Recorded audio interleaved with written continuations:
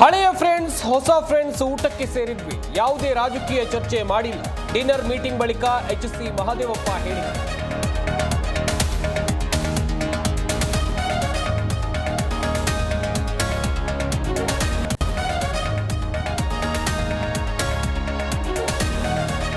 ಹೊಸ ವರ್ಷದ ಆರಂಭದಲ್ಲೇ ಜನರಿಗೆ ಬಿಗ್ ಶಾಕ್. ಬಸ್ ಪ್ರಯಾಣ ದರ ಶೇಕಡ 15ರಷ್ಟು ಏರಿಕೆಗೆ ಸಂಪುಟ ಅಸ್ತು.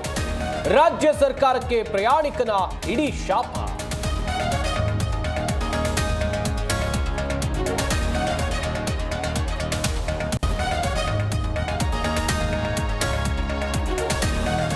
ರಾಜಧಾನಿಯಲ್ಲಿ ನಿಲ್ಲದ ಆಟೋ ಚಾಲಕರ ದರ್ಪ. ಮಹಿಳಾ ಪ್ರಯಾಣಿಕರ ಜೊತೆ ಆಟೋ ಚಾಲಕನ ರೌಡಿಸಂ. ನಮ್ಮ ಯಾತ್ರಿ ಆಪ್ ವಿರುದ್ಧ ಪ್ರಯಾಣಿಕರ ಆಕ್ರೋಶ.